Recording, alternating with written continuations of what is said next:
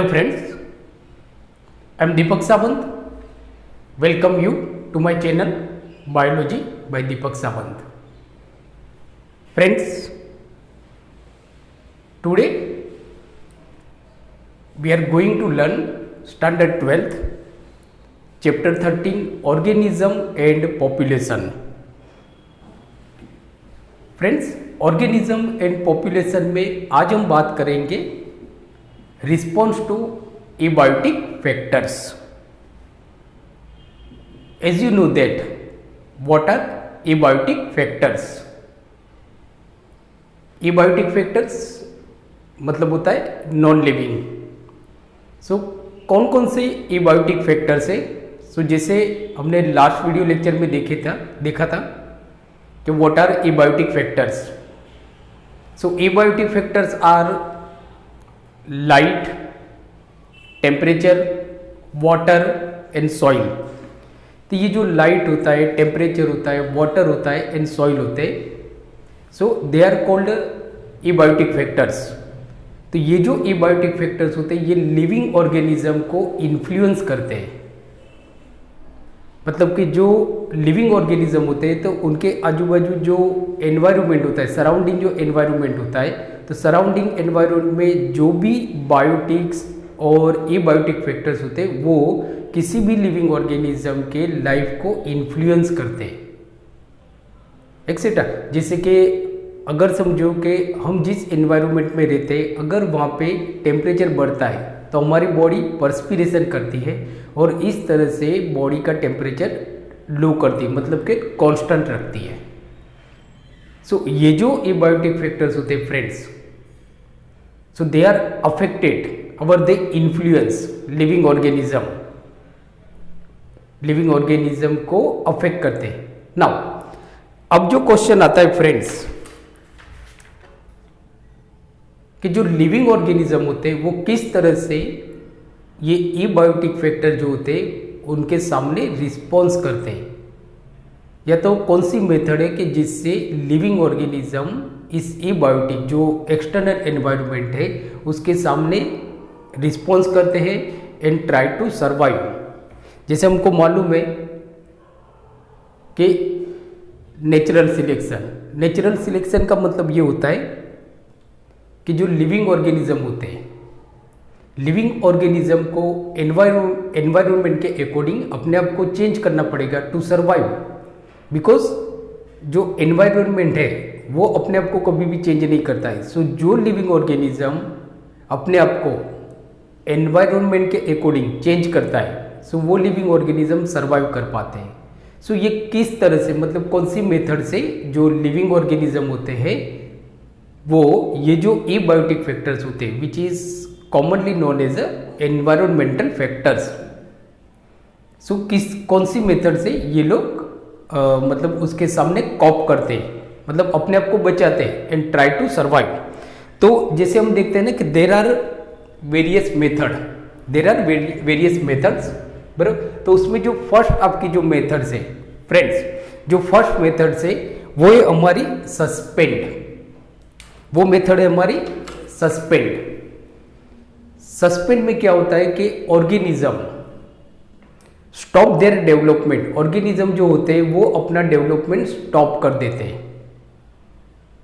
बराबर.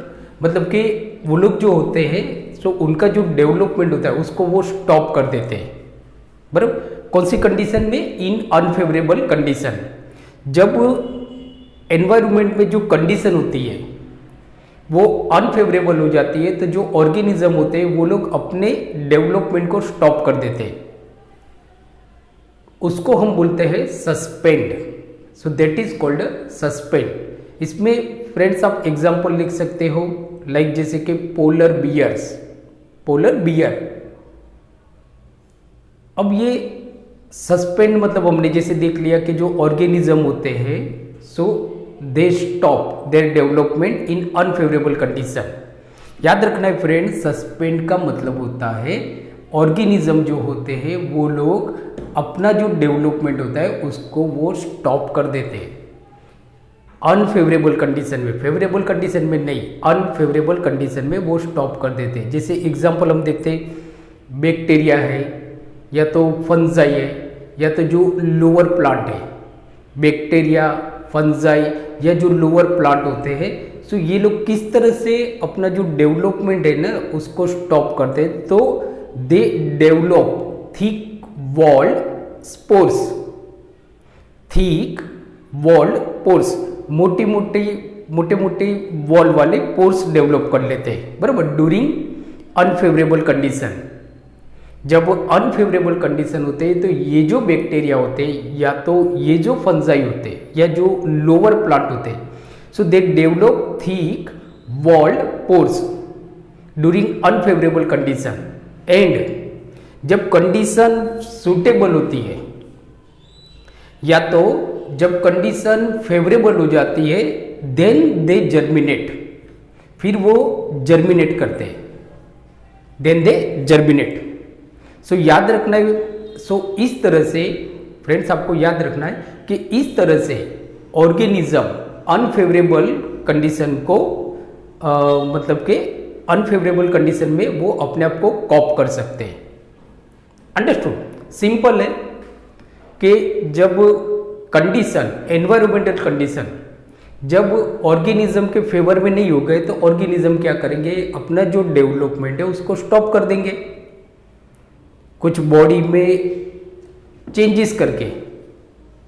जैसे अभी मैंने बताया कि जो बैक्टीरिया होते हैं या जो फंजाई होते हैं या तो जो लोअर प्लांट होते हैं, so they develop thick walled spores, unfavourable condition.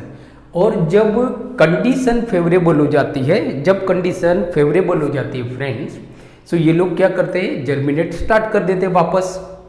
अब इसमें फ्रेंड्स आप एग्जाम्पल लिख सकते हो, सस्पेंड में आप एग्जाम्पल लिख सकते हो polar bear, polar bear. Friends it is most important example. जो पोलर बियर होते हैं, सो ड्यूरिंग विंटर सीजन वो लोग हाइबरनेशन में चले जाते हैं, वो लोग हाइबरनेशन में चले जाते हैं। हाइबरनेशन का मतलब होता है विंटर स्लीप। सो पोलर बियर हाइबरनेशन में चले जाते, विंटर स्लीप में चले जाते। इसका मतलब ये होता है कि ड्यूरिंग विंटर जो पोलर बियर होते हैं दे बिकम इनएक्टिव, और इस तरह से जो विंटर सीजन होते हैं उसके सामने पोलर बियर कॉप करते हैं, मतलब अपने आप को एडजस्ट करते हैं। दूसरा आप एग्जांपल ले सकते हो स्नेल्स। सो पोलर बियर में फ्रेंड्स आपको याद रखना है हाइबरनेशन, बिकॉज ये जो चैप्टर है it is most important chapter for NEET के लिए काफी इंपॉर्टेंट चैप्टर है। और आज जो टॉपिक हम डिस्कस कर रहे हैं, रिस्पॉन्स टू एबायोटिक फैक्टर्स, इसमें से काफी क्वेश्चन काफी एग्जाम्पल आपको नीट के एग्जाम में पूछे जाते हैं। ओके फ्रेंड्स, सो पोलर बियर किस तरह से अपने आप को कॉप करता है अनफेवरेबल एनवायरमेंटल कंडीशन में, तो एस्टिवेशन जिसको हम बोलते हैं विंटर स्लीप, बराबर, वो आ जाएगा आपका सस्पेंड, मतलब वो विंटर स्लीप में वो क्या करता है, इनएक्टिव हो जाता है, अपने डेवलपमेंट को स्टॉप कर देता है। क्योंकि जब वो सो जाएगा विंटर सीजन में तो क्या होता है कि जब आप सो जाते हो ना तो जो रेट ऑफ मेटाबॉलिज्म होता है वो थोड़ा स्लो हो जाता है, और इस तरह से भी वो एनर्जी को बचाता है। दूसरा जो आप एग्जाम्पल ले सकते हो वो एग्जाम्पल है आपका स्नेल्स में क्या होता है, एस्टिवेशन। तो स्नेल्स में एस्टिवेशन होता है, एस्टिवेशन।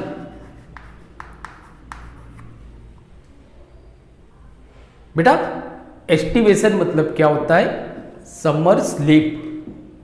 जो स्नेल्स होते हैं तो समर में वो लोग अपने आप को इनएक्टिव कर लेते हैं।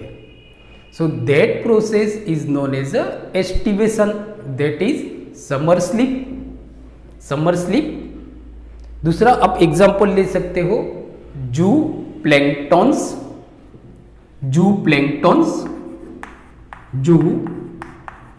प्लैंक्टन्स। सो जू प्लैंक्टन्स क्या करते हैं? सो जू planktons enter diapause stage. Diapause बच्चों ये बहुत इंपॉर्टेंट क्वेश्चन है हमारे लिए, बहुत इंपॉर्टेंट पॉइंट्स है हमारे लिए नीट के लिए, कि जो जू प्लैंक्टन्स होते हैं so they enter into diapause stage. ये लोग डाइपोज स्टेज में एंटर हो जाते हैं, डाइपोज स्टेज में एंटर हो जाते हैं, और इस तरह से ये लोग अपना जो डेवलपमेंट है उसको स्टॉप कर देते हैं। सो बच्चों ये हमने देखा सस्पेंड, ये हमने देखा सस्पेंड। नाउ जो हमारी सेकेंड मेथड है that is the regulate. Second जो मेथड है वो है हमारा रेगुलेट। नाउ कुछ एनिमल्स होते हैं, कुछ ऑर्गेनिजम्स होते हैं कि दे can maintain their body temperature and osmotic concentration. मतलब कुछ ऐसे भी ऑर्गेनिज्म होते हैं कि जो अपना बॉडी टेम्परेचर मतलब कि इंटरनल एनवायरनमेंट, इंटरनल एनवायरनमेंट मतलब क्या हो जाएगा? Body temperature and osmotic concentration. So animal, कुछ ऐसे एनिमल होते हैं कि जो अपना बॉडी टेम्परेचर और ऑस्मोटिक कॉन्सेंट्रेशन मेंटेन करते हैं, मतलब कि they maintain their internal environment. Internal environment मतलब कि there is no effect, external environment की उनके ऊपर कोई इफेक्ट नहीं होती है। वो अपना जो बॉडी, जो इंटरनल एनवायरनमेंट है उसको मेंटेन कर पाते हैं, इंटरनल एनवायरनमेंट को मेंटेन कर पाते हैं। मतलब कि जिनका बॉडी टेम्परेचर कांस्टेंट रहता है, जिनको जनरली हम बोलते हैं warm blooded animals, warm blooded animals. जैसे एग्जांपल आपका आ जाएगा birds and mammals. So birds and mammals, so आपका जो रेगुलेट होगा, बेटा आप देखो ना, रेगुलेट का मतलब क्या होता है कि जो एनिमल अपना इंटरनल एनवायरनमेंट रेगुलेट कर पाते हैं, मतलब animal who can maintain their internal environment, जो अपना इंटरनल एनवायरनमेंट मेंटेन कर पाते हैं उनको हम बोलते हैं रेगुलेट। और इसमें आपका एग्जांपल आएगा birds, birds and mammals, birds and mammals. Human, हम भी इसमें ही आ जाते हैं, मतलब कि हम हमारे इंटरनल एनवायरनमेंट को मेंटेन कर पाते हैं। चाहे बाहर आपका टेम्परेचर, समझो समर में आपका टेम्परेचर हो जाता है 50 डिग्री, फिर भी हमारा इंटरनल जो बॉडी टेम्परेचर होता है वो अप्रोक्सीमेटली 37 डिग्री रहता है। मतलब हमारे बॉडी टेम्परेचर ऐसा नहीं है कि बाहर टेम्परेचर आपका 50 डिग्री हो गया तो हमारा बॉडी का टेम्परेचर भी 50 डिग्री हो जाएगा, या तो बाहर बहुत ज़्यादा ठंडी है जैसे कि -20 डिग्री टेम्परेचर हो गया तो ऐसा नहीं होता कि हमारे बॉडी का टेम्परेचर भी माइनस में चला जाता है। नो, हमारा बॉडी का टेम्परेचर कांस्टेंट रहता है, क्योंकि हम बॉडी टेम्परेचर को कांस्टेंट रख सकते हैं because we are warm blooded animal, और इसके लिए हमको एनर्जी चाहिए होती है। ओके फ्रेंड्स, नाउ जो थर्ड है हमारा माइग्रेशन, थर्ड है हमारा माइग्रेशन, बराबर। तो माइग्रेशन में फ्रेंड्स क्या होता है? सो ड्यूरिंग अनफेवरेबल कंडीशन, जब एनवायरमेंटल कंडीशन अनफेवरेबल हो जाती है तो कुछ ऐसे भी एनिमल्स होते हैं कि जो जहाँ पे अनफेवरेबल कंडीशन है सो टेम्पररी वो लोग दूसरी जगह पे शिफ्ट हो जाते हैं। They transfer from unfavourable condition, मतलब कि from unfavourable environmental region to the favourable environmental region. तो इनको हम बोलते हैं, ये जो मेथड है so that method is known as a migrate, that method is known as a migrate. यहाँ पे एनिमल्स, जब कोई पर्टिकुलर एनवायरमेंट में रहने वाला कोई एनिमल होता है और समझो वो जिस एनवायरनमेंट में रहता है वहाँ पे कंडीशन अभी अनफेवरेबल है, उसके फेवरेबल में नहीं है, तो वो क्या करता है कि अभी टेम्पररी उस एरिया में चले जाता है जहाँ पे कंडीशन एनवायरमेंटल कंडीशन उसके फेवर में है। जब ये जो अनफेवरेबल एनवायरमेंटल है ये जब फेवरेबल हो जाता है तो ये एनिमल वापस अपने ओरिजिनल प्लेस पे आ जाते हैं। तो इस तरह से भी ऑर्गेनिज्म जो एक्सटर्नल एनवायरमेंटल जो फैक्टर्स होते हैं उसके सामने अपने आप को कॉप कर सकते हैं, they can cope themselves. Understood? जैसे एग्जांपल इसमें आप ले सकते हो बर्ड्स फ्रॉम साइबेरिया, जो साइबेरियन बर्ड्स होते हैं। साइबेरिया एक कंट्री है, तो साइबेरिया में जो बर्ड्स होते हैं तो विंटर के सीजन में ये लोग माइग्रेट हो जाते हैं टू राजस्थान। कि जैसे कि सपोज ये हमारी अर्थ है और ये आपका साइबेरिया है और ये आपका राजस्थान इंडिया में है, बराबर। अब यहाँ पे जो बर्ड्स रहते हैं तो कंडीशन क्या हो गई कि इनके फेवर में नहीं है, बहुत ज़्यादा विंटर हो गया, तो ये लोग क्या करते हैं कि माइग्रेट होके राजस्थान आ जाते हैं, बराबर। तो इस मेथड को हम बोलते हैं माइग्रेट। जब ये वापस ये फेवरेबल हो जाता है तो ये वापस अपने ओरिजिनल जगह, मतलब ये टू वे ट्रांसफर हो गया, टू वे ट्रांसफर। उसमें आप एग्जांपल याद रख सकते हो बर्ड्स ऑफ साइबेरिया। नाउ जो लास्ट जो हमारी कंडीशन है वो है कॉन्फॉर्म्स। कॉन्फॉर्म्स का मतलब क्या होता है? तो सबसे पहले जैसे हम देखते हैं कॉन्फॉर्म्स मतलब कॉन्फॉर्म्स आर ऑर्गेनिज्म, ये ऑर्गेनिज्म होते हैं। Conformers are organism in which temperature and osmotic concentration, मतलब के इंटरनल एनवायरनमेंट, कुछ ऐसे एनिमल्स होते हैं कि जिनका इंटरनल एनवायरनमेंट मतलब कि उनका body temperature and osmotic concentration, body temperature and osmotic concentration change according to the environment. अगर एनवायरनमेंट चेंज हो जाता है, टेम्परेचर चेंज हो जाता है, तो ये अपने बॉडी टेम्परेचर को चेंज कर देते हैं और इस तरह से अनफेवरेबल कंडीशन के सामने ये अपने आप को कॉप करते हैं। तो इस मेथड को हम बोलते हैं conformers. So this method is known as a conformers. उसमें आप एग्जाम्पल लिख सकते हो एस्टेरियास। एग्जाम्पल फ्रेंड्स आप लिख सकते हो एस्टेरियास,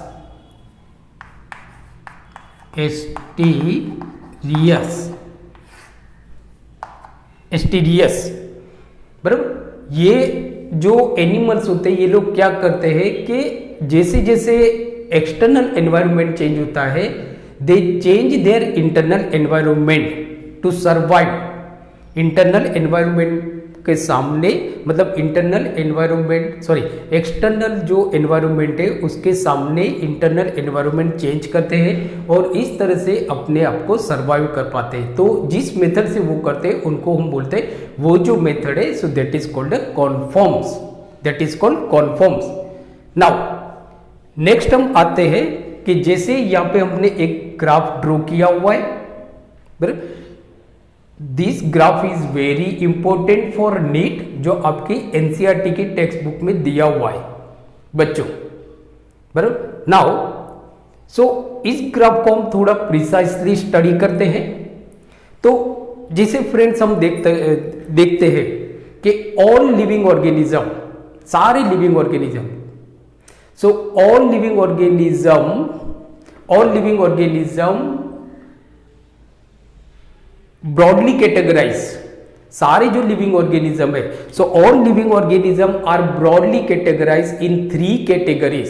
सारे लिविंग ऑर्गेनिज्म को हम 3 कैटेगरीज में कैटेगराइज करते हैं। वो कौन कौन सी 3 कैटेगरीज है, बहुत इंपॉर्टेंट है friends, please be sure. So सारे जो लिविंग ऑर्गेनिज्म है, all living organism are broadly categorise in 3 broad categories and these 3 broad categories are conforms, regulators and partial regulators। आपको मालूम पड़ जाएगा कि क्या कौन कॉन्फॉर्म्स होते हैं। सो आपको इतना याद रखना है कि जितने भी लिविंग ऑर्गेनिज्म है so we are categorize them into 3 broad categories, और ये 3 ब्रॉड कैटेगरीज कौन सी है? Conformers, regulators and partial regulators. Now अब ये जो ऑर्गेनिज्म को हमने 3 कैटेगरीज में कैटेगराइज किए, जैसे कि conformers, parcel conformers and regulators, तो ये कौन से बेस पे हमने किया है इनको? तो जैसे कि ऑन द बेसिस बराबर कि हाउ दे रिएक्ट, ये लोग किस तरह से जो एक्सटर्नल फैक्टर्स है उसके सामने रिएक्ट करते हैं, या how they response to the external environmental condition. ये लोग जो एक्सटर्नल फैक्टर्स है उसके सामने किस तरह से रिस्पॉन्स करते हैं, उसके अकॉर्डिंग हमने सारे लिविंग ऑर्गेनिज्म को 3 ब्रॉड कैटेगरीज में डिवाइड किया हुआ है, बराबर। तो सबसे पहले जैसे हम बात करते हैं कॉन्फॉर्मर्स, तो आप देखते हो कि ये जो हमने हॉरिजॉन्टल लाइन बनाई है that is the external level, मतलब कि एक्सटर्नल एनवायरमेंटल कंडीशन जैसे जैसे चेंज होती है, ये जो लाइन है आपकी वर्टिकल, ये है आपका इंटरनल लेवल। नाउ तो जैसे मैंने आपको बताया कि मेथड जो है आपकी कॉन्फॉर्म मेथड का मतलब क्या होता है कि ये वो मेथड होती है जहाँ पे जो ऑर्गेनिजम्स होते हैं वो लोग एनवायरमेंटल कंडीशन के अकॉर्डिंग बराबर अपना इंटरनल एनवायरनमेंट चेंज करते रहते हैं। तो जैसे आप देखते हो तो ये जो लाइन होगी it is straight line from the origin, it is straight line, जो ब्लू कलर से मैंने यहाँ पे ड्रॉ की है, it is straight line from the origin. So ये जो स्ट्रेट लाइन है फ्रॉम द ओरिजिन, ये क्या बताता है? कॉन्फॉर्मर्स। आप देखो जैसे जैसे एक्सटर्नल लेवल चेंज होता है वैसे वैसे वो अपना इंटरनल लेवल भी चेंज कर रहे हैं, स्टेडी नहीं है, इंटरनल लेवल चेंज कर रहे हैं, मतलब इंटरनल एनवायरनमेंट चेंज करते हैं। दूसरा जो हम देखते हैं रेगुलेटर्स, तो आप देखते हो ये जो मैंने स्ट्रेट लाइन बनाई है व्हाइट कलर से which is parallel to the horizontal line, जो हॉरिजॉन्टल लाइन के पैरेलल है वो है आपका रेगुलेटर, जो सीधी जा रही है स्ट्रेट लाइन है। मतलब कि ये जो एनिमल्स होते हैं रेगुलेटर्स वो होते हैं कि जो अपना इंटरनल एनवायरनमेंट मतलब कि internal body temperature and osmotic concentration को कांस्टेंट रखते हैं, चेंज नहीं करते हैं, बराबर। तो वो रेगुलेटर्स हो जाते हैं। नाउ उनको रेगुलेटर्स हम बोलते हैं। दूसरा है आपका पार्शियल रेगुलेटर्स। पार्शियल रेगुलेटर्स वो होते हैं कि कुछ ऐसे एनिमल होते हैं कि एक लिमिटेड एक्सटेंट, इसमें से भी आपको नीट में क्वेश्चन बेटा पूछा जाता है, so please be sure. So partial regulators वो एनिमल होते हैं कि वो लोग एक हद तक अगर एनवायरमेंटल कंडीशन चेंज होती है तो वो उसके अकॉर्डिंग अपने आप को मेंटेन रखते हैं। मतलब कि एक limit, up to certain limit, ये जो एनिमल होते हैं they can maintain their constant internal environmental condition. External condition कुछ भी हो बट ये लोग एक लिमिट तक अपना जो इंटरनल एनवायरमेंट है उसको कांस्टेंट रखते हैं। बट आफ्टर वो जो लिमिट है उस लिमिट के बाद दे बिकम कॉन्फॉर्मर्स। ये आपको नीट में क्वेश्चन पूछा जाएगा, बराबर। तो जो रेगुलेटर्स होते हैं एक सर्टेन लिमिट के बाद दे बिकम्स कॉन्फॉर्मर्स। सो ऐसे ऑर्गेनिज्म को हम बोलते हैं partial regulator. We see the adaptation.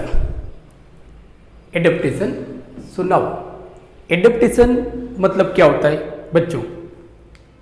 Adaptation का मतलब होता है कि जो ऑर्गेनिज्म होते हैं, तो जैसे मैंने आपको शुरुआत में बताया था कि जो नेचर होता है there is a nature selection, it is a nature selection.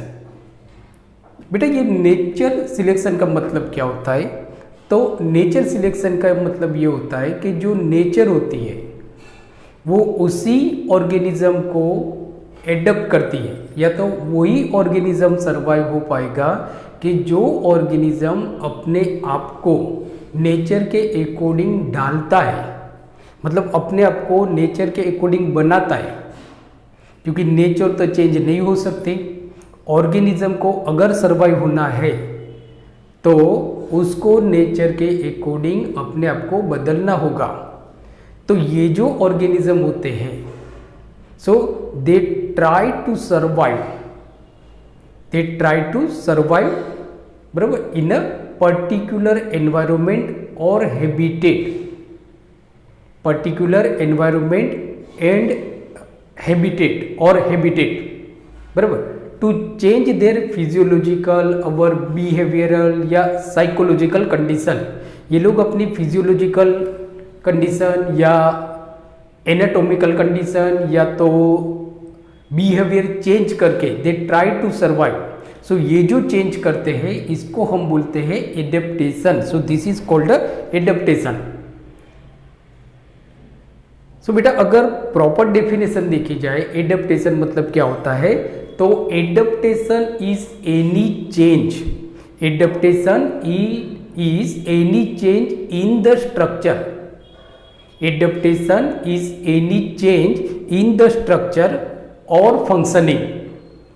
Structure में अगर चेंज करते हैं या तो फंक्शनिंग में चेंज करते हैं of successive generation of population, of successive generation of population, बराबर, that make it better suited to its environment, जिससे वो उसके जो एनवायरमेंट है उसके सामने अपने आप को अच्छी तरह से सूट कर सके, बराबर। So this is called adaptation, this is called adaptation. तो जो प्लांट होते हैं, एनिमल होते हैं, plants and animal source, plants and animal source various adaptation to survive successfully in their habitat. मतलब कि जो प्लांट होते हैं और जो एनिमल होते हैं वो अलग अलग तरह का एडेप्टेशन करते हैं अपने बॉडी में, जिससे वो लोग उनका जो एनवायरमेंट है जहां पे वो लोग रहते हैं, दे लिव, जहां पे वो लोग रहते हैं वहां पे वो सरवाइव कर पाए। तो अलग अलग जो ऑर्गेनिज्म होते हैं, जैसे कि प्लांट है तो प्लांट अलग तरीके से एडेप्ट करेगा, एडेप्टेशन करेगा, मतलब अपने बॉडी में कुछ चेंजेस करेगा और इस तरह से वो सरवाइव कर पाता है। जैसे आप देखते हो ना कि कुछ ऐसे प्लांट होते हैं कि जो पानी में रह सकते हैं, बट वो प्लांट टेरेस्ट्रियल जमीन पे नहीं रह सकते। क्यों नहीं रह सकते? क्योंकि उन्होंने अपने बॉडी में कुछ ऐसा एडेप्टेशन किया है कि they can live in water, they can live in water. But कुछ ऐसे एनिमल होते हैं जैसे कि जो सलाइन एनवायरनमेंट में रहते हैं, जिनको जनरली हम बोलते हैं हेलोफाइट्स, बराबर। तो ये लोग ने अपनी बॉडी में कुछ चेंजेस किए हुए हैं, एडेप्ट किए हुए कि वो लोग they can survive in such extreme condition. ऐसी एक्सट्रीम कंडीशन में भी वो लोग रह सकते हैं क्योंकि दूसरे ऑर्गेनिज्म वहां पे नहीं रह सकते हैं। तो सबसे पहले हम बात करेंगे कि जो प्लांट है उन्होंने क्या एडेप्टेशन किया है, क्योंकि इस टॉपिक में से आपको एग्जाम्पल के साथ नीट में क्वेश्चन आपको पूछे जाते हैं और ये जो टॉपिक है आपका बोर्ड के लिए भी काफी इंपॉर्टेंट टॉपिक है। It is most important topic for board as well as NEET. So बेटा please be careful now.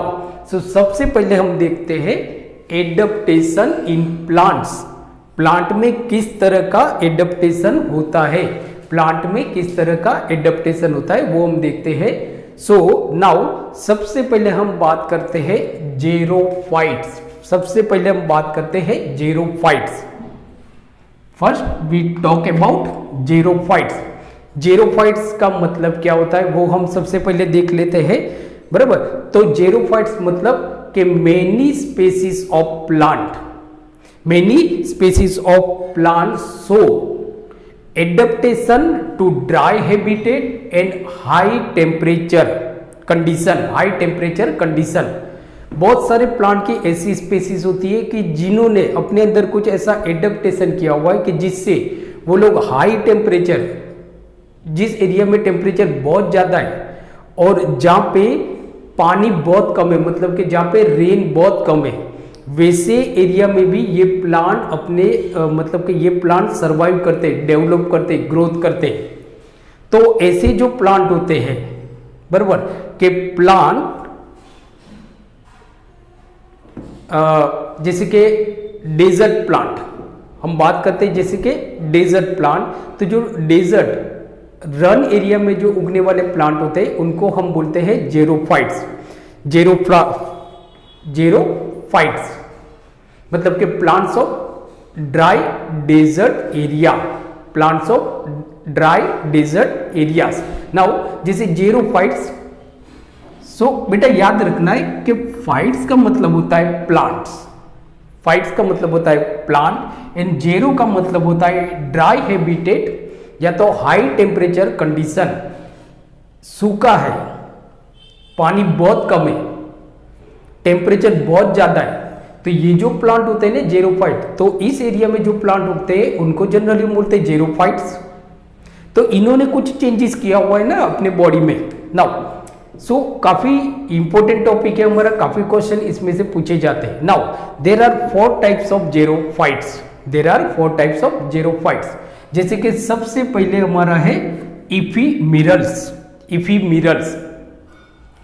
Now friends हम बात करते हैं कि ephemerals, ephemerals which is commonly known as drought escapers, drought escapers मतलब कि ये प्लांट ऐसे होते हैं ना कि अपने आप को गर्मी से बचा सकते हैं। जो ड्राई टेम्परेचर ज्यादा है ना, फिर भी ये लोग अपने आप को उस टेम्परेचर से बचा सकते हैं, तो उनको हम बोलते हैं इफीमिरल्स या तो ड्राउट एस्केपर्स, ड्राउट एस्केपर्स।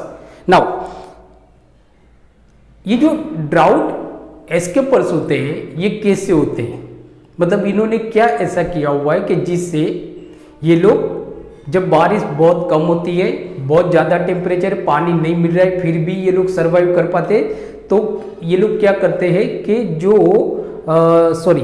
इफीमर्स होते हैं, तो ephemers evade dry condition, ephemers evade dry condition, ये लोग जो ड्राई कंडीशन होते हैं उससे अपने आप को बचाते हैं। इफीमर्स जिनको हम जनरली बोलते हैं drought escapers, so they evade dry condition. कैसे इवेड करते हैं ड्राई कंडीशन के? By remaining in the form of seed, by remaining in the form of seed. ये लोग अपने आप को जब कंडीशन ड्राई कंडीशन है, पानी कम है, टेम्परेचर बहुत ज्यादा है, तो ये लोग सीड जो होता है ना, तो सीड ही रहता है। ये सीड अब जर्मिनेट नहीं होगा, तब तक जर्मिनेट नहीं होगा जब तक रेन नहीं आती है। हाँ, ये लोग अपनी लाइफ को कंप्लीट करते हैं, मतलब कि they complete their full life, अपनी पूरी लाइफ को कंप्लीट करते हैं and germinate in rainy season, rainy season में अपने आप को जर्मिनेट करते हैं, बराबर, रेनी सीजन में अपने आप को जर्मिनेट करते हैं, तो इनको हम बोलते हैं इफीमिरल्स।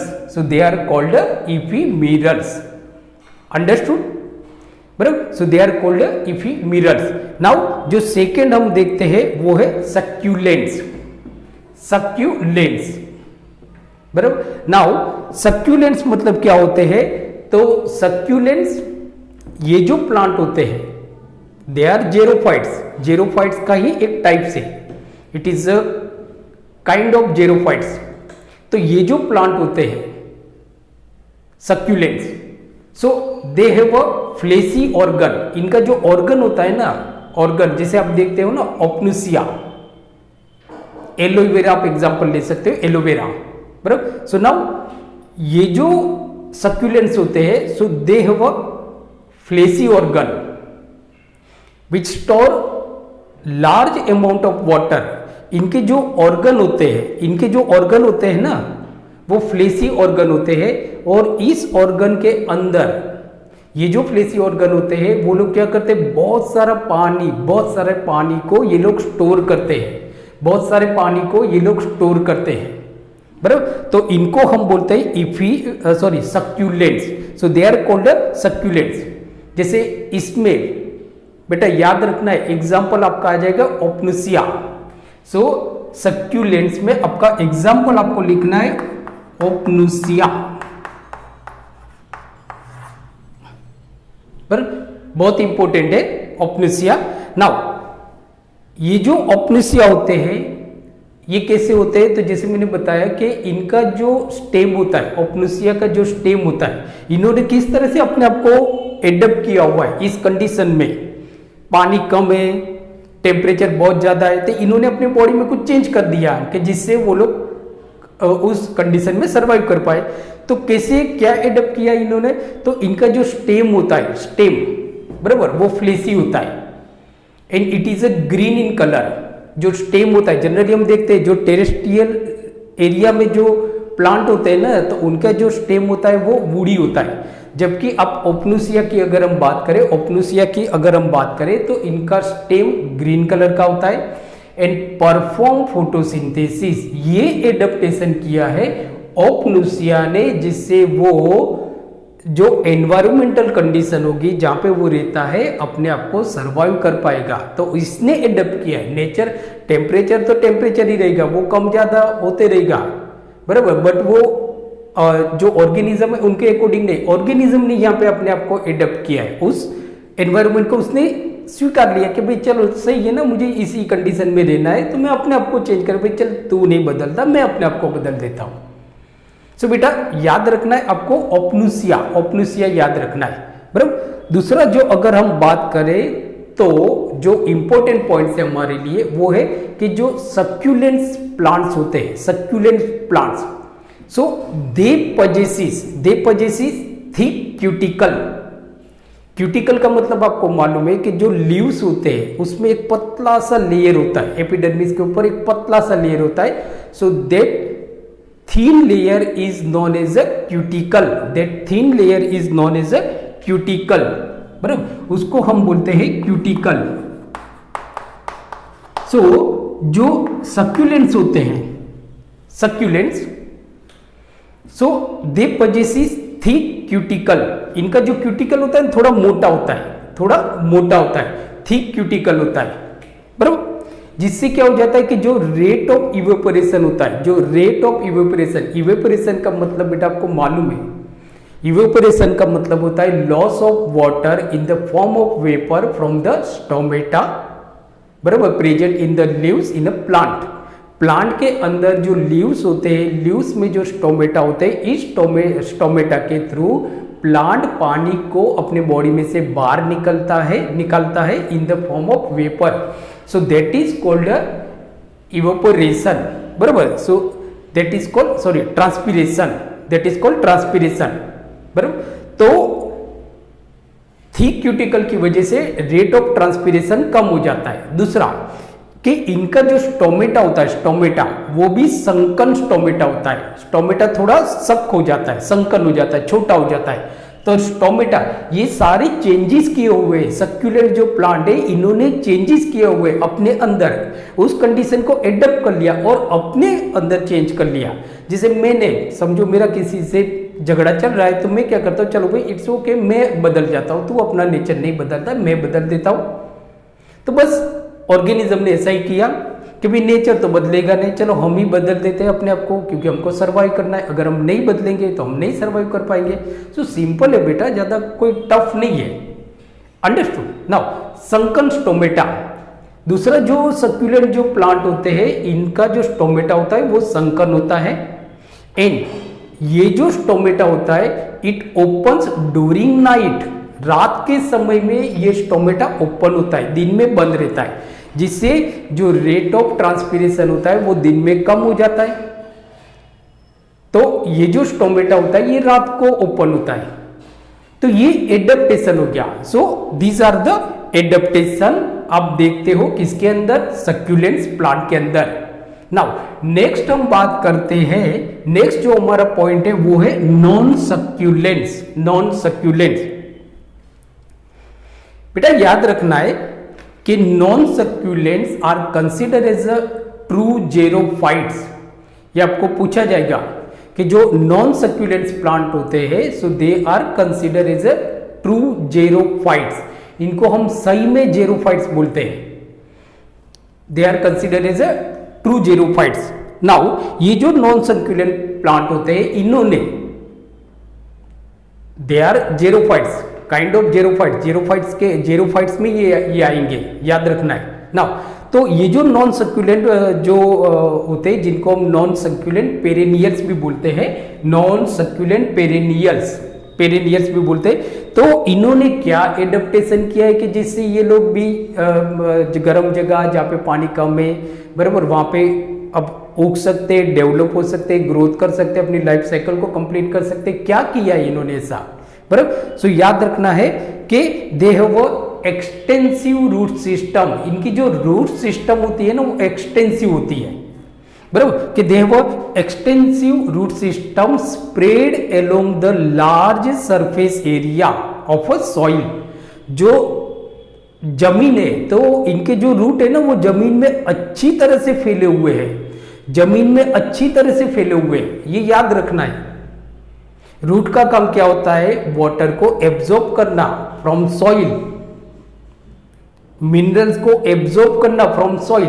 तो अगर समझो कि कोई प्लांट है जिन्होंने अपने रूट को बहुत ज्यादा फैला है, सारी तरह से आप हाथ पैर मारते हो, सब जगह पे आपने फैला के रखा हुआ है, तो इससे मतलब कि ये जो नॉन सक्यूलेंट जो पेरेनियल्स प्लांट होते हैं, so they have a extensive root system which are मतलब के which are properly spread across the large surface area of the soil, so they can maximum amount of water absorb. ये लोग ज्यादा से ज्यादा पानी को एब्जॉर्ब, क्योंकि पानी कम है तो इन्होंने रूट सिस्टम को इतना फैला दिया ना कि जितना हो सके उतने पानी को ये लोग एब्जॉर्ब कर सके और फिर उस पानी को ये लोग स्टोर कर देते हैं। सो ये रूट सिस्टम इन्होंने अच्छी तरह से डेवलप की हुई है, रूट सिस्टम इन्होंने अच्छी तरह से डेवलप किए, कि इन्होंने किया हुआ है non succulent perennials, non succulent perennials. अब एक क्वेश्चन बेटा आपको पूछा जाएगा नीट की एग्जाम में, बराबर, कि ये जो नॉन सक्यूलेंट जो प्लांट होते हैं, नॉन सक्यूलेंट जो पेरेनियल प्लांट होते हैं, तो इनके जो लीव्स होते हैं, मतलब कि इनके अंदर मतलब कि इनके अंदर एक तरह का प्रोटीन होता है, उस प्रोटीन को हम बोलते हैं केपेरोनिन्स। प्लीज रिमेंबर केपेरोनिन्स, किसके अंदर, नॉन सक्यूलेंट के अंदर। सो केपेरोनिन्स ये नीट में काफी बार ये क्वेश्चन पूछा गया है। सो बेटा प्लीज बी श्योर कि आपको क्वेश्चन ऐसा पूछा जाएगा कि non succulent perennials have a which type of protein, के दैट ये जो प्रोटीन होता है, जैसे मैंने आपको बताया कि पीछे वाले लेक्चर में हमने देखा था कि जो प्रोटीन होते हैं तो एक पर्टिकुलर टेम्परेचर के बाद प्रोटीन जो होते हैं ना दे डीनेचर हो जाते हैं, ज़्यादा टेम्परेचर हो जाता है तो प्रोटीन डीनेचर हो जाते हैं, बराबर। तो नाउ ये जो नॉन सक्यूलेंट जो पेरेनियल प्लांट होते हैं तो इनके पास एक पर्टिकुलर प्रोटीन होता है जिसको हम बोलते हैं केपेरोनिन्स। ये प्रोटीन जिसको हम बोलते हैं हीट शॉक प्रोटीन, मतलब कि गर्मी ज्यादा होगी ना तो भी ये प्रोटीन डीनेचर नहीं होता है, गर्मी ज्यादा होगी ना, टेम्परेचर ज्यादा होगा तो भी ये प्रोटीन डीनेचर नहीं हो जाता है, तो इसको हम बोलते हैं केपेरोनिन्स। इसका मतलब होता है हीट शॉक प्रोटीन। नाउ ये जो हीट शॉक प्रोटीन क्या करता है, तो हीट शॉक प्रोटीन, एक तो ये याद रखना कि heat shock protein are also present in of some xerophytes. कुछ ऐसे जो जेरोफाइट्स होते हैं इनमें, इन सम जेरोफाइट्स, कुछ जेरोफाइट्स में ये हीट शॉक प्रोटीन प्रेजेंट होता है, बराबर। ये क्या कहता है कि ये जो प्रोटीन होता है it provides physiological benefit against the high temperature. ये जेरोफाइट्स को फिजियोलॉजिकल बेनिफिट देता है, मतलब कि it provides physiological benefits against the high temperature. ज्यादा टेम्परेचर होता है ना तो ये फिजियोलॉजिकल बेनिफिट देता है, टूटता नहीं है ये प्रोटीन।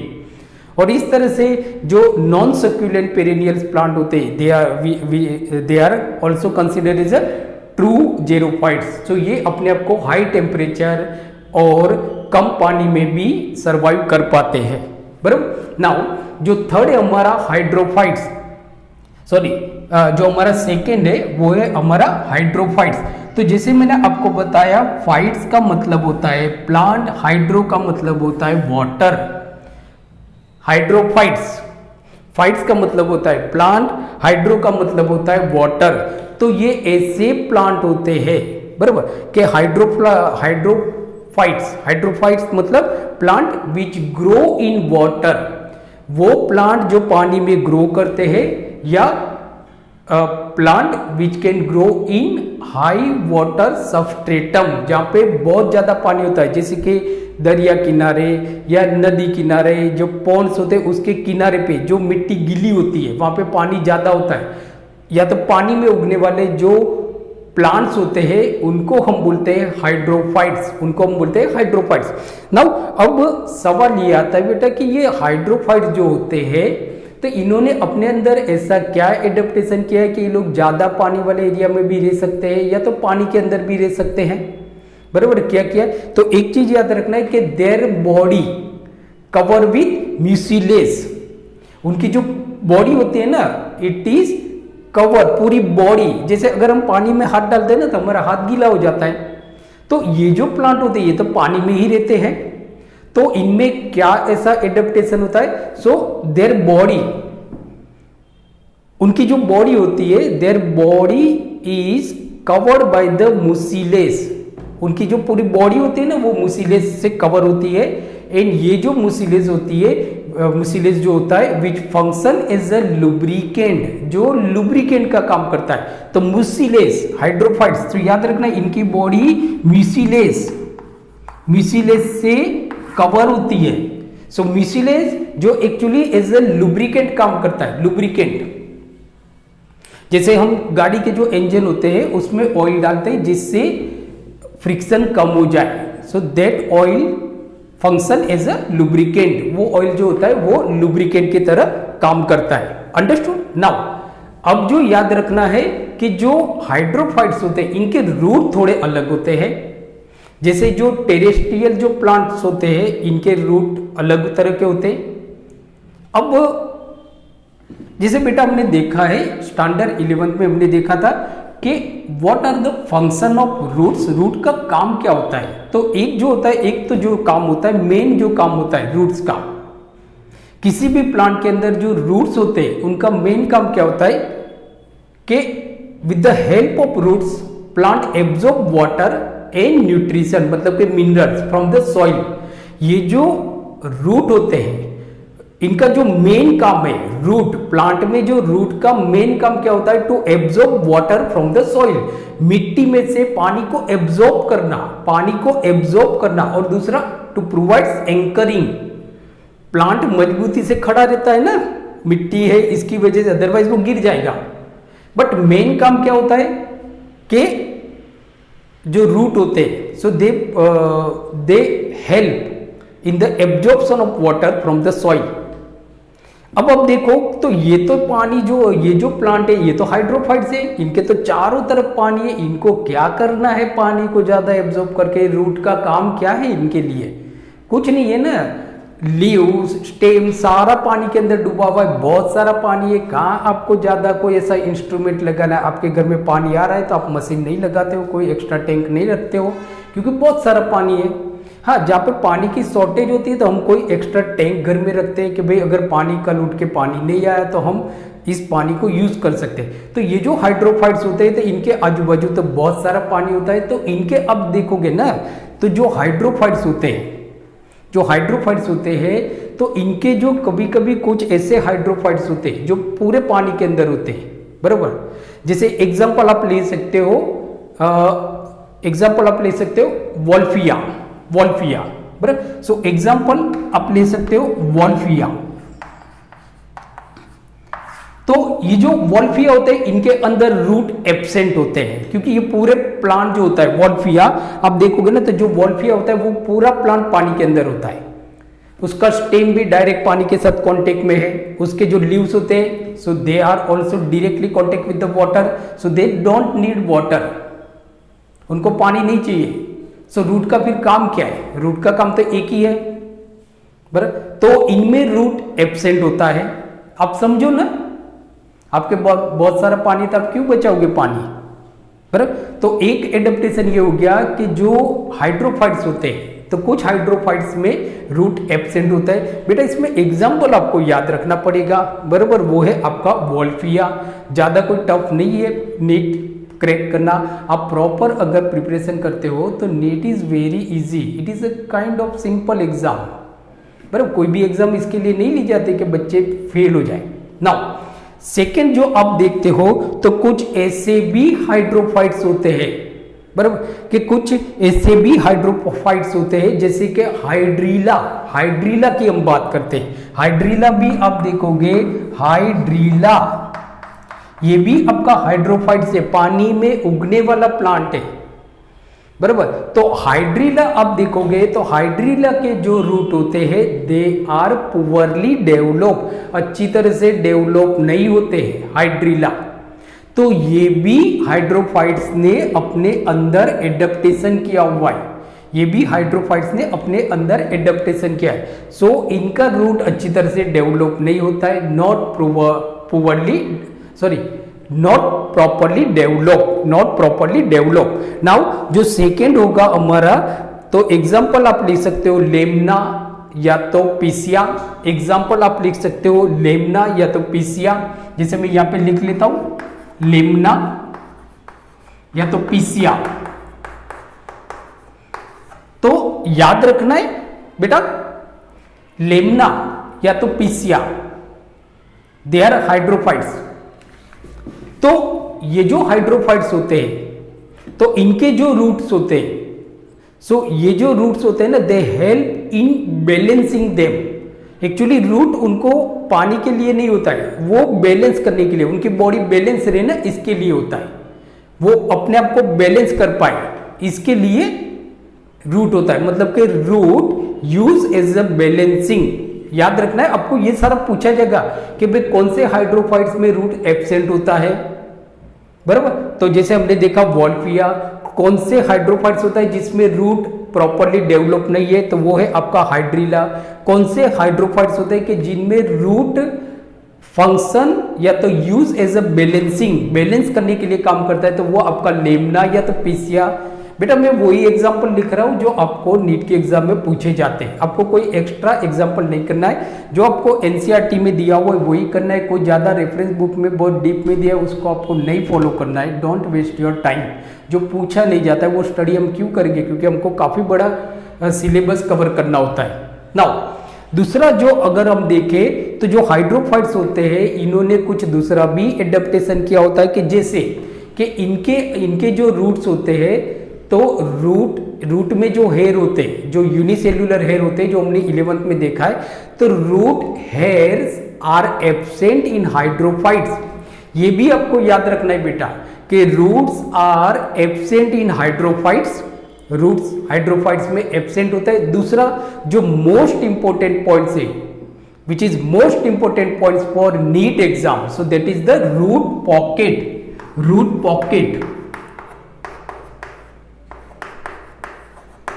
पॉकेट्स, बराबर। सो नाउ जैसे बेटा हमने देखा है स्टैंडर्ड 11th में कि जो प्लांट होते हैं जिनके रूट होते हैं, तो रूट का जो एपिडर्मल जो पार्ट होता है, सॉरी मतलब कि सबसे एपिकल जो पार्ट होता है, एपिकल, वहां पे रूट कैप होता है, क्योंकि जो रूट होते हैं ना वो सॉइल के अंदर पेनिट्रेट करते हैं, और जो एपिकल पार्ट होते हैं वहां पे जो सेल होते हैं ना, they are meristematic cell, newly generated cell होते हैं। मेरिस्मेटिक सेल, मेरिस्मेटिक वो एरिया होता है जहाँ पे सेल बहुत ज़्यादा डेवलप होते हैं, मल्टीप्लाई होते हैं। तो ये सेल जो होते हैं ना रूट हेयर, जैसे कि समझो कि जैसे अगर हम देखते हैं यहाँ पे कि ये समझो आपका प्लांट है और ये रूट है उसका, ये रूट है, बराबर। तो ये जो पार्ट है, ये जो पार्ट है रूट का, ये जो एंड वाला पार्ट है, बराबर, जिसको हम बोलते हैं apical part, sorry apical part, ये एपिकल पार्ट होता है। ये एपिकल में यहाँ पे क्या होता है कि ये जो एपिकल पार्ट होता है ये सॉइल के अंदर पेनिट्रेट होता है, तो यहाँ पे क्या होता है कि जो जनरली जो प्लांट के जो रूट होते हैं उसमें रूट कैप होता है, रूट कैप होता है। बट जो हाइड्रोफाइट्स होता है, अब आपको यहाँ पे बेटा क्वेश्चन नीट में पूछा जाएगा गारंटी से कि जो हाइड्रोफाइट्स होता है उसमें जो रूट कैप होता है, रूट कैप नहीं होते उनमें, but root cap is replace by root pocket. It is most important points कि root cap in hydrophytes replace by root pockets, root pocket से रिप्लेस हो जाता है। ओके फ्रेंड्स, नाउ नेक्स्ट जो हमारा जो प्लांट है, बराबर, वो है आपका हेलोफाइट्स। तो जैसे मैंने आपको बताया कि बायोलॉजी में जो वर्ड्स होते हैं वो वर्ड्स का मतलब होता है कि each and every words in biology represent itself. Words खुद अपने आप को कुछ रिप्रेजेंट कर रहा है। तो लाइक जैसे हेलोफाइट्स, तो जैसे मैंने आपको बताया फाइट्स का मतलब होता है प्लांट, हेलो का मतलब होता है हेलोजन, सलाइन, सलाइन जहां पे सॉल्ट बहुत ज्यादा होता है।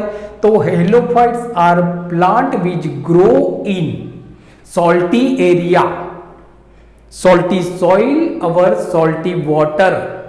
ये वैसे प्लांट है जो जहां पे बहुत ज्यादा सॉल्ट होता है, सलाइन एटमॉस्फेयर जहां पे होता है, बराबर, जहां पे बहुत ज्यादा सॉल्ट होता है।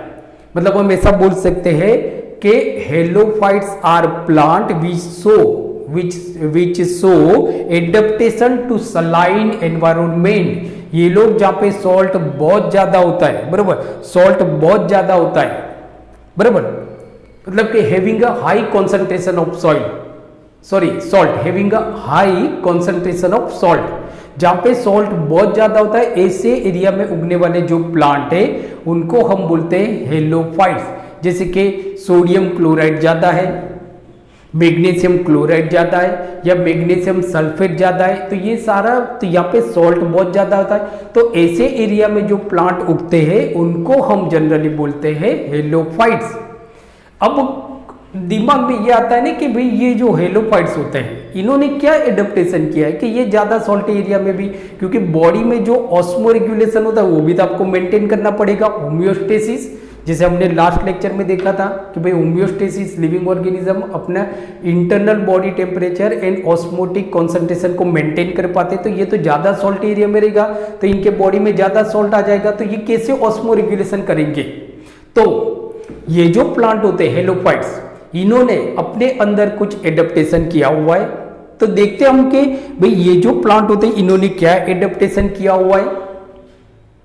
तो सबसे पहले जो हम देखते हैं कि लाइक जैसे कि मैंग्रोव्स, हमने 11th में पढ़ा हुआ है मैंग्रोव्स, बराबर। सो मैंग्रोव्स आर मर्सी एरिया। जो मैंग्रोव्स होते हैं, मैंग्रोव्स क्या होता है, so it is a mercy area. Mercy area जहां पे छोटे छोटे प्लांट पाए जाते हैं, मर्सी एरिया जहां पे छोटे छोटे प्लांट पाए जाते हैं, और ज्यादातर ये ट्रॉपिकल रीजन में होता है। Mangroves are marshy area found in a tropical region, जो ट्रॉपिकल रीजन में पाए जाते हैं, बराबर। तो नाउ के प्लांट ग्रोविंग इन मैंग्रोव्स, अब याद रखना है आपको कि जो प्लांट इस मैंग्रोव्स का मतलब आपको मालूम पड़ गया, हेलोफाइट्स मैंग्रोव्स, सो मैंग्रोव्स। सो याद रखना आपको मैंग्रोव्स का मतलब क्या होता है। तो मैंने जैसे आपको बताया बेटा कि mangroves are marshy area, mangroves are found in marshy area, बराबर। ये एक ऐसा एरिया होता है कि जो मर्सी एरिया होता है, मैंग्रोव्स आर मर्सी एरिया, बराबर, जो कहां पे पाए जाते हैं, ट्रॉपिकल रीजन में पाए जाते हैं। तो मैंग्रोव्स एरिया में जो उगने वाले जो प्लांट होते हैं उनको हेलोफाइट्स बोलते हैं। ये आपको नीट में क्वेश्चन पूछा जाएगा कि plants growing in mangroves are known as a halophytes.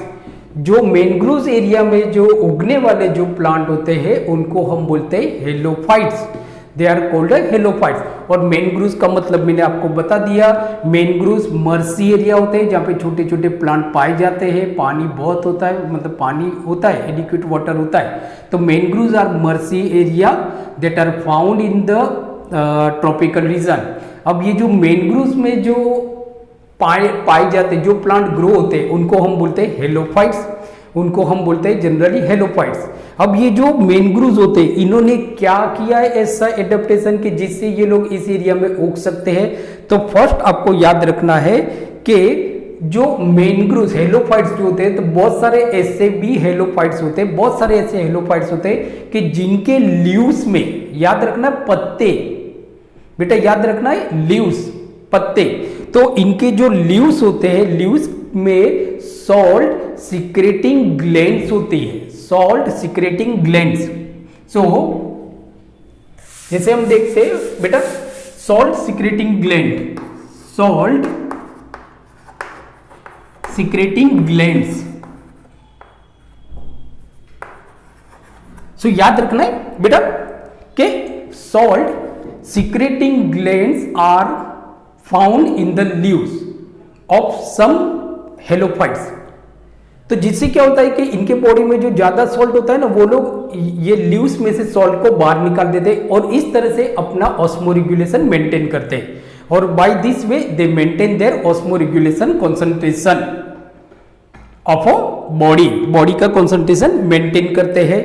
दूसरा जो अगर हम देखें तो कुछ ऐसे भी मेन ग्रूव्स होते हैं, याद रखना है बराबर। एक तो लीव्स का हो गया बराबर, कि some of mangroves secreting salt from their roots. कुछ ऐसे भी मेन ग्रूव्स होते हैं कि वो उनके जो रूट्स होते हैं, रूट्स में से सॉल्ट को सिक्रेट करते, बाहर निकाल देते, सॉल्ट को बाहर निकाल देते बराबर। तो एक तो ये हो गया, मतलब कि रूट के थ्रू भी वो लोग जो बॉडी के अंदर ज्यादा सॉल्ट है उसको बाहर निकाल सकते हैं बराबर। दूसरा जो हो जाता है आपका कि ये जो प्लांट होते हैं, जो हेलोफाइट्स होते हैं, तो हेलोफाइट्स के अंदर प्रोलीन एंड सॉर्बिटल पाए जाते हैं, जो सॉल्यूट ऑर्गेनिक मटेरियल होता है। तो solute organic material like proline and sorbitol, proline and sorbitol are also found in this plant. Halophytes के अंदर ये भी आपको पूछा जाएगा, हेलोफाइट्स के अंदर सॉल्यूट पाया जाता है, जैसे कि प्रोलीन, जो आपने केमिस्ट्री में पढ़ा हुआ है, प्रोलीन, सॉर्बिटॉल, जो मेंटेन ऑस्मोरेगुलेशन, उनके बॉडी का ऑस्मोरेगुलेशन को ये मेंटेन कर पाते हैं बराबर। दूसरा जो आपका मेन इंपॉर्टेंट है कि जो हेलोफाइट्स होते हैं, तो number of halophytes plant, number of halophyte, बहुत सारे ऐसे हेलोफाइट्स होते हैं, बहुत सारे ऐसे हेलोफाइट्स होते हैं कि number of halophytes possesses small negatively geotrophic बराबर, small negatively geotropic vertical root. इनके जो रूट होते हैं, जैसे हमने देखा था कि रूट का ट्रोपिज्म क्या होता है, जियोट्रोपिज्म होता है, मतलब कि जो रूट होते हैं ना वो अर्थ के ग्रेविटेशन की तरफ जाते हैं, नीचे की तरफ जाते हैं। अब देखो यहाँ पे, तो ये जो रूट है ना वो कैसे जाएंगे, ग्रेविटेशन नीचे की तरफ खींचता है ना, तो रूट नीचे की तरफ जाते हैं। बट कुछ ऐसे भी हेलोफाइट्स होते हैं कि जिनके रूट जो होते हैं ना, रूट्स, सो दे पजेसिस नॉन जियोट्रॉपिकल कैरेक्टर्स, ये जो रूट होते हैं ना, तो दे possesses non geotropical vertical roots होते हैं बराबर, यू ऊपर की तरफ जाते हैं। आप देखोगे ना यू, तो ये जो रूट होते हैं ना नीचे की तरफ नहीं बट ऊपर की तरफ जाते हैं।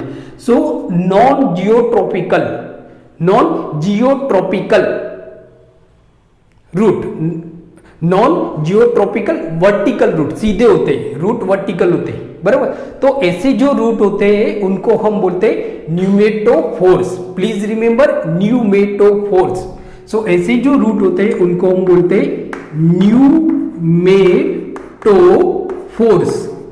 न्यूमेटोफोर्स।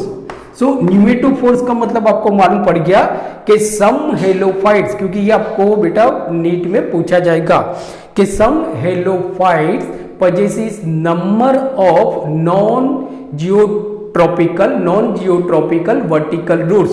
सो ये जो रूट्स होते हैं इनको हम बोलते हैं pneumatophores. Now pneumatophores possesses lenticels.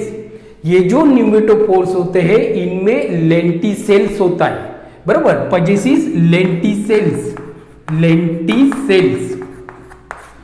बराबर, possesses lenticels for the gaseous exchanges. So ये सारा जो हमने बेटा देखा, ये सारा है कि जो हेलोफाइट्स होते हैं उन्होंने अपने बॉडी में क्या क्या एडेप्टेशन किया हुआ है बराबर। We see the adaptation in animals.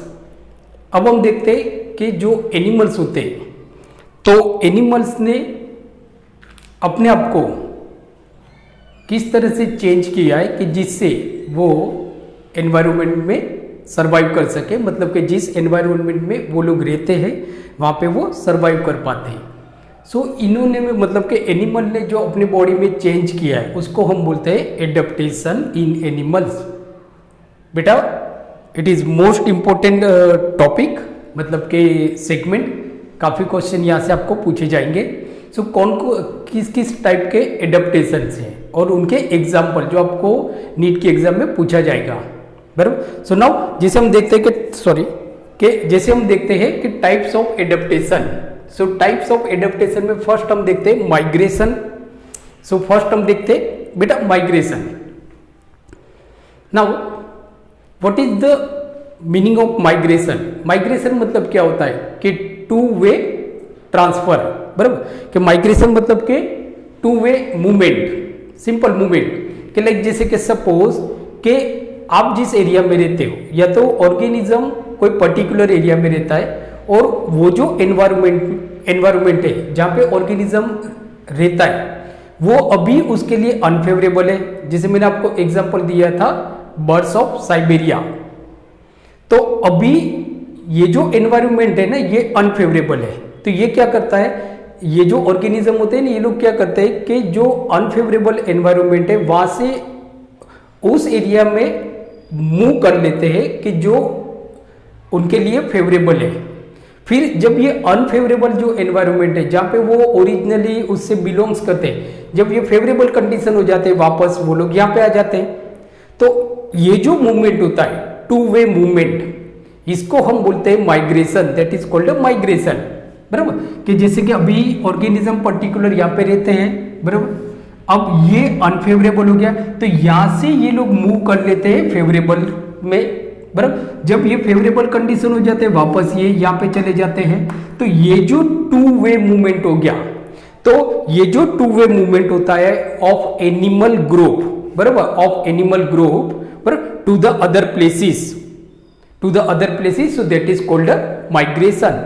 ये किसके लिए कर सकते हैं? फूड के लिए भी कर सकते हैं, भाई कि खाना कम हो रहा है, अभी यहाँ पे खाना नहीं मिल रहा है तो वो माइग्रेट कर लेते हैं। फूड के लिए करते हैं, कभी क्लाइमेट चेंज हो रहा है, जैसे कि साइबेरियन बर्ड्स का मैंने बताया था वहाँ पे विंटर में ज़्यादा ठंडी हो जाती है, तो क्लाइमेटिक कंडीशन की वजह से भी ये लोग एक जगह से दूसरी जगह मूव करते हैं, टेम्पररी मूव करते हैं। ब्रीडिंग के लिए भी कभी कभी जाते हैं, ब्रीडिंग के लिए भी कभी कभी ये लोग जाते हैं। नाउ माइग्रेशन में आप देखोगे ना तो तीन तरह के माइग्रेशन है। एक कि जो टाइप्स ऑफ हम अगर माइग्रेशन की बात करें तो एक होता है डेली माइग्रेशन, जो सिंपल माइग्रेशन है, डेली माइग्रेशन, ये सिंपल टाइप्स का माइग्रेशन है। डेली माइग्रेशन मतलब क्या होता है, जो वर्कर्स होते हैं ना तो कभी कभी क्या होता है कि भाई काम की तलाश में जाते हैं फिर रात को वापस अपने घर पे लौट आते हैं, तो उसको हम बोलते हैं जनरली माइग्रेशन।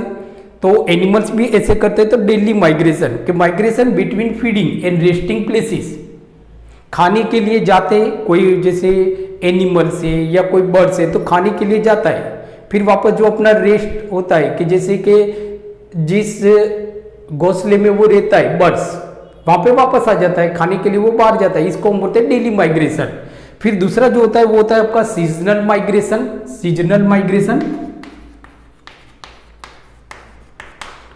माइग्रेशन तो सीजनल माइग्रेशन में मतलब क्या होता है कि migration to avoid stressful and inhospitable season. इसमें आप एग्जांपल लिख सकते हो एर्केटिक टर्न, बराबर। एर्केटिक टर्न का एग्जांपल आप लिख सकते हो, एर्केटिक टर्न, ये सीजनल माइग्रेशन है, this is the seasonal migration. और जो आपका लास्ट है वो है आपका पेरियोडिक माइग्रेशन, जो लास्ट है वो है आपका पेरियोडिक, बराबर, पेरियोडिक माइग्रेशन, बराबर। जो जनरली उसमें एग्जांपल आप लिख सकते हो बेटा लॉकस्ट का, लॉकस्ट, LOCUST, लॉकस्ट, बराबर। नाउ पेरियोडिक माइग्रेशन मतलब क्या होता है, तो समझो कि जहाँ पे ऑर्गेनिज्म रहते हैं या तो ग्रुप ऑफ ऑर्गेनिज्म जहाँ पे रहते हैं वहाँ पे पॉपुलेशन इंक्रीज हो गई, वहाँ पे पॉपुलेशन इंक्रीज हो गई। अब ये पॉपुलेशन इंक्रीज होने की वजह से क्या हो जाता है कि भाई जो फूड है, जो खाना है ना वो सबको नहीं मिल रहा है। स्केरसिटी हो रही है फूड की, तो यहाँ पे क्या करते हैं कि ग्रुप ऑफ ऑर्गेनिज्म, पूरा ग्रुप होता है ऑर्गेनिज्म का, पर्टिकुलर स्पेसीज के ग्रुप ऑफ ऑर्गेनिज्म एक जगह से दूसरी जगह माइग्रेट कर लेते हैं खाने के लिए, क्योंकि पॉपुलेशन बढ़ रही है जहाँ पे वो जिस हैबिटेट में या एनवायरनमेंट में वो लोग रह रहे वहाँ पे पॉपुलेशन इंक्रीज होता है, मतलब कि इंक्रीज द पॉपुलेशन। तो यहाँ पे पूरा ग्रुप ऑफ ऑर्गेनिज्म माइग्रेट कर लेता है। तो ये हो गया बेटा माइग्रेशन, ये हो गया हमारा माइग्रेशन। नाउ सेकेंड जो आपका मोस्ट इंपोर्टेंट है वो है आपका कैमोफ्लेज, CAMOUFALAGE, कैमोफ्लेज। ये बहुत इंपॉर्टेंट है कैमोफ्लेज। एग्जाम्पल आप लिख सकते हो ग्रास होपर, ग्रास बराबर, एग्जाम्पल आप लिख सकते हो ग्रास होपर, बराबर, ग्रास होपर, बराबर।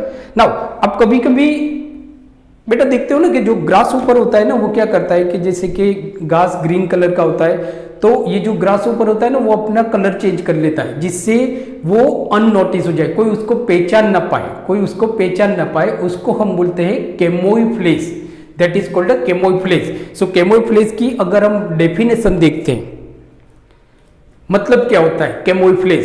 सो एबिलिटी टू ब्लेंड मतलब कि चेंज कर देना अपने आप को, ability to blend with surrounding. जैसे हमने देखा है आर्मी वाले आप देखते हो ना, तो उनके जो कपड़े होते हैं ना वो जैसे जो जमीन का कलर होता है ना वैसे कपड़े वो लोग पहनते हैं, फिर अपने बॉडी पे पेचिस कर लेते हैं, और कभी कभी जमीन पे ऐसे लेट जाते हैं ना जैसे कि किसी को मालूम ही नहीं पड़ता है कि अपने सराउंडिंग के अकॉर्डिंग वो लोग, जैसे अगर पेड़ या वहां पे छुप रहे हैं ना तो वो लोग ग्रीन कलर के अपने बॉडी पे लगा देते हैं, बराबर। जिससे मतलब कि ये होता है कि ability to blend according to the surrounding, बराबर, अकॉर्डिंग टू सराउंडिंग के अकॉर्डिंग वो अपने आप को ब्लेंड कर लेते हैं, टू रिमेन अननोटिस, जिससे कोई उनको पहचान ना पाए। तो इसको हम बोलते हैं कैमोफ्लेज। जो पूछा जाएगा आपको, ये क्यों करते हैं? फॉर प्रोटेक्शन, अपने आप को बचाने के लिए, प्रीडेटर से अपने आप को बचाने के लिए ये करते हैं, बराबर। दूसरा है आपका मिमिक्री, जो थर्ड है आपका मिमिक्री। बेटा मिमिक्री इज वेरी इंपॉर्टेंट, इसमें से आपको क्वेश्चन पूछे ही जाते हैं, बराबर। तो इसके ऊपर बेटा आपको ध्यान रखना है। मिमिक्री क्या होता है? मिमिक्री सिंपल आपको मालूम है, मिमिक्री हम किसी की मिमिक्री करते हैं, किसी हीरो की मिमिक्री करते हैं, so that is called a mimicry. Now तो पहले हम देख लेते हैं मिमिक्री का मतलब क्या होता है। तो resemblance of one species with another, कोई एक स्पेसीज है जो दूसरे स्पेसीज जैसी दिखती है या दिखने का ट्राई करती है। Resemblance of one species with another species, दूसरे स्पेसीज के साथ अपने आप को मैच करती है, मिलाती है, बराबर। क्यों? In order to obtain advantages, उसको एडवांटेजेस मिलता है कि भाई मैं इसके जैसा हो जाता हूं तो इसको कोई मारता नहीं है या इसको कोई डराता नहीं है, तो मैं उसके जैसा हो जाता हूं, जिससे मुझे भी इसका समझ के मुझे कोई डराएगा नहीं, मारेगा नहीं। सो क्यों ये करता है ऑर्गेनिज्म? एक ऑर्गेनिज्म दूसरे ऑर्गेनिज्म की नकल करता है। क्यों करता है? क्योंकि इस ऑर्गेनिज्म को कोई प्रीडेटर इसके ऊपर अटैक नहीं कर रहा है, तो वो उसके जैसा अपने आप को बनाने का ट्राई करता है, जिससे उसको बेनिफिट मिल जाए, उसका एडवांटेजेस इसको मिल जाए, बराबर। तो इसको हम बोलते हैं mimicry. So that is called a mimicry. Now अब जिस स्पेसीज की मिमिक्री कोई दूसरा स्पेसीज कर रहा है, तो जिसकी मिमिक्री कर रहा है उसको हम बोलते हैं मॉडल, जिसकी मिमिक्री कर रहा है उसको हम बोलते हैं मॉडल, और जो मिमिक कर रहा है वो है आपका, जो मिमिक्री कर रहा है वो है मिमिक्स। सो दो होते हैं, मॉडल एंड मिमिक्स, मिमिक, बराबर। नाउ अब ये जो मिमिक्री होगा बेटा बहुत इंपॉर्टेंट है, प्लीज बी टेक केयर, बराबर, काफी इंपॉर्टेंट है। सो जो मिमिक्री होगी वो दो तरह का होगा। एक होगा आपका बेस्टेसियन मिमिक्री, बेस्टेसियन मिमिक्री बहुत इंपॉर्टेंट है बेटा, प्लीज टेक केयर, बराबर। सो बेटेसियन मिमिक्री, बेटेसियन मिमिक्री का मतलब क्या होता है? सो बेटेसियन मिमिक्री पहले हम देख लेते हैं कि इसका मतलब क्या होता है बेटा, बराबर। So now Batesian mimicry resemblance to a dangerous or unpalatable model, to a dangerous उस ऑर्गेनिज्म की कॉपी करना जो डेंजर है या जिसको कोई शिकार नहीं करता है, मतलब कि अनपेलेटेबल। बराबर। सो बेटा समझो ना, मतलब समझो, रिजेम्बलेंस टू अ डेंजरस, जो ऑर्गेनिज्म डेंजरस है और अनपेलेटेबल है, अनपेलेटेबल आपके एनसीईआरटी में दिया हुआ है unpalatable model, so that the predator usually does not prey upon it. So predator जो है ना वो उसका शिकार नहीं कर पाता है, बराबर, वो उसका शिकार नहीं कर पाता है। जैसे आप यहाँ पे एग्जांपल आप देख सकते हो कि जो वाइसरॉय बटरफ्लाई होती है, तो वाइसरॉय बटरफ्लाई जो अनपेलेटेबल बटरफ्लाई है, जैसे कि मोनार्क बटरफ्लाई। एग्जांपल आपको याद रखना पड़ेगा, बेटेशियन मिमिक्री में कौन किसकी मिमिक्री करता है, कौन किसकी मिमिक्री करता है। तो यहाँ पे आप देखोगे कि जो वाइसरॉय बटरफ्लाई है, वाइसरॉय बटरफ्लाई बराबर किसकी कॉपी करता है, मोनार्क बटरफ्लाई। सो बेटा आप देखोगे ना यहाँ पे क्या हो रहा है कि ये जो वाइसरॉय बटरफ्लाई है ना, ये इसकी नकल करता है, मोनार्क बटरफ्लाई की। आपको याद रखना है बेटेशियन मिमिक्री में मॉडल कौन है, मॉडल है मोनार्क बटरफ्लाई, जिसकी नकल की जाती है वो मॉडल है। क्योंकि ये जो मोनार्क बटरफ्लाई होता है ना, ये अनपेलेटेबल होता है। जो प्रीडेटर होते हैं ना वो इनको खाते नहीं है, बट इनको खाते, वाइसरॉय बटरफ्लाई को खाते, बराबर। तो अब क्या करता है, वाइसरॉय बटरफ्लाई ना इनकी नकल करता है। जैसे प्रीडेटर मोनार्क बटरफ्लाई को तो खाएगा नहीं, तो वो क्या समझेगा कि ये मोनार्क बटरफ्लाई है और वो उसका शिकार नहीं करेगा, बराबर। तो इसका इस तरह की जो मिमिक्री होती है कि वाइसरॉय बटरफ्लाई मोनार्क बटरफ्लाई की नकल करता है टू अपने आप को बचाने के लिए, तो इसको हम बोलते हैं बेटेशियन मिमिक्री। सो बेटेशियन मिमिक्री में क्या होगा, वाइसरॉय बटरफ्लाई बराबर मिमिक मोनार्क बटरफ्लाई। मतलब मोनार्क बटरफ्लाई, आपको क्वेश्चन क्या पूछा जाएगा बेटा, कि ऐसा पूछा जाएगा कि बेटेशियन मिमिक्री में मॉडल कौन है और मिमिक्स कौन है। तो मॉडल कौन होगा आपका, मोनार्क बटरफ्लाई, राइट, बराबर। ये आपका मॉडल होगा क्योंकि इसकी नकल की जाती है, कौन करता है, वाइसरॉय। तो ये आपका मिमिक्स हो गया। ये क्वेश्चन आपको पूछा जाएगा, मैं बेटा वही आपको पढ़ा रहा हूं जो आपको नीट के लिए बहुत इंपॉर्टेंट है, क्योंकि हमारे पास अभी टाइम बहुत कम है। ओके बेटा, नाउ आगे हम चलते हैं। दूसरा जो हमारा मिमिक्री है वो है आपका मुलेरियन मिमिक्री। ये थोड़ा आपका डिफरेंस है। जैसे कि मुलेरियन मिमिक्री में आप एग्जांपल देख सकते हो, monarch butterfly and queen butterfly. अब ये जो मुलेरियन मिमिक्री होती है वो होती क्या है, तो मुलेरियन मिमिक्री मतलब कि resemblance of two animal species, दो एनिमल स्पेसीज एक दूसरे जैसे लगते हैं, बराबर। स्पेशली जैसे कि इंसेक्ट और दोनों अनपेलेटेबल है, बराबर। तो दोनों एक दूसरे का म्यूचुअल बेनिफिट उठा लेते हैं। यहाँ पे दोनों, कोई मॉडल नहीं है, कोई मिमिक नहीं है। तो यहाँ पे मुलेरियन मिमिक्री में आपको एग्जांपल पूछा जाएगा, तो कौन होगा example, monarch butterfly and queen butterfly. So इसमें आपका एग्जांपल होगा monarch butterfly and queen butterfly, बराबर। ये दोनों एक दूसरे के जैसे दिखते हैं और दोनों अनपेलेटेबल है, कोई किसी को खाता नहीं है। सो ये हो जाता है आपका मुलेरियन मिमिक्री। सो बेटा it is most important IMP for NEET के लिए ये काफी इंपोर्टेंट है, फॉर नीट, बराबर। नाउ उसके बाद जो हम देखते हैं वो है आपका इकोलोकेशन। सो इकोलोकेशन पे आपको ज्यादा फोकस नहीं करना है, बराबर। इको का मतलब होता है साउंड रिफ्लेक्ट होके वापस हमसे टकराता है, उसको हम बोलते हैं इको। सो इकोलोकेशन, इसमें आपका एग्जांपल आएगा बेट्स एंड वेल, बराबर, बेट्स एंड वेल।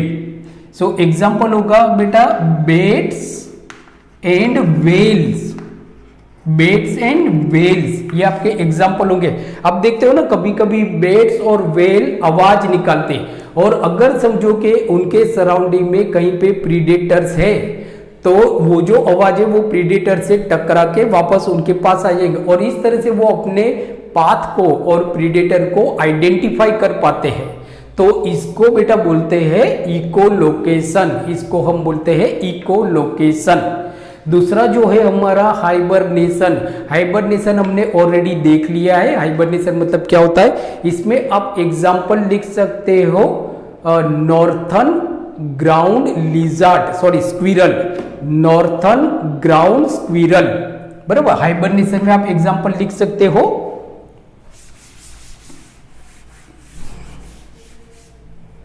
हाइबरनेशन में आप एग्जांपल लिख सकते हो नॉर्दर्न ग्राउंड लिजार्ड, बराबर। ये जो नॉर्थर्न एरिया में रहने वाली जो लिजार्ड होती है, ये क्या करती है कि ड्यूरिंग विंटर, हाइबरनेशन का मतलब आपको मालूम है, हाइबरनेशन को दूसरा बोला जाता है विंटर स्लीप। यहाँ पे ऑर्गेनिज्म जो विंटर की सीजन आती है तो अपने आप को इनएक्टिव कर लेते हैं, मतलब वो अपने आप अपना जो डेवलपमेंट है उसको टेम्पररी स्टॉप कर देते हैं, इनएक्टिव हो जाते हैं, मतलब कि रेट ऑफ मेटाबॉलिज्म कम हो जाएगा, बराबर। तो हाइबरनेशन कौन करता है, नॉर्दर्न ग्राउंड लिजार्ड। आपको एग्जांपल याद रखना है, हाइबरनेशन तो आपको मालूम है डेफिनेशन, बराबर। Northern ground lizard, northern ground lizard आपका एग्जांपल होगा हाइबरनेशन। दूसरा जो आपका है वो है आपका एस्टिवेशन। बेटा मैंने आपको एस्टिवेशन का मतलब बता दिया। एस्टिवेशन मतलब कि कुछ ऐसे ऑर्गेनिज्म होते हैं जो हॉट समर सीजन में अपने आप को इनएक्टिव कर लेते हैं, मतलब समर सीजन में वो लोग स्लीप हो जाते, सो जाते हैं और इस तरह से अपने आप को इनएक्टिव कर लेते हैं। एस्टिवेशन का दूसरा मतलब होता है आपका समर स्लीप। एस्टिवेशन का आपका दूसरा मतलब हो जाता है समर स्लीप। इसमें आप एग्जांपल लिख सकते हो ground squirrel of south western region या तो डिजर्ट, साउथ वेस्ट डेजर्ट में जो ग्राउंड स्क्विरल होते हैं वो लोग एस्टिवेशन करते हैं। दूसरा जो आपका है बिहेवियरल एडेप्टेशन, ज्यादातर आप देखोगे तो ये जो डेजर्ट में जो लिजार्ड रहती है, डेजर्ट में जो लिजार्ड होती है, बरोबर, बिहेवियरल एडेप्टेशन, डेजर्ट लिजार्ड, बराबर।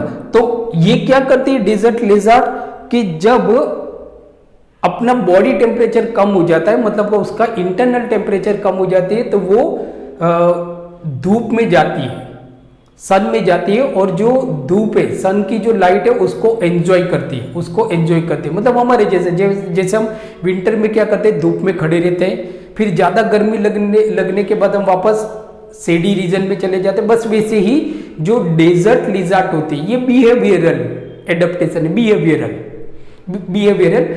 तो जब उसका बॉडी टेम्परेचर कम हो जाता है तो वो धूप में चली जाती है। जब टेम्परेचर बढ़ जाता है, सराउंडिंग टेम्परेचर बहुत ज्यादा हो गया तो वो वापस शेडी रीजन में जाता है। Behavioural adaptation, it is called a behavioural adaptation.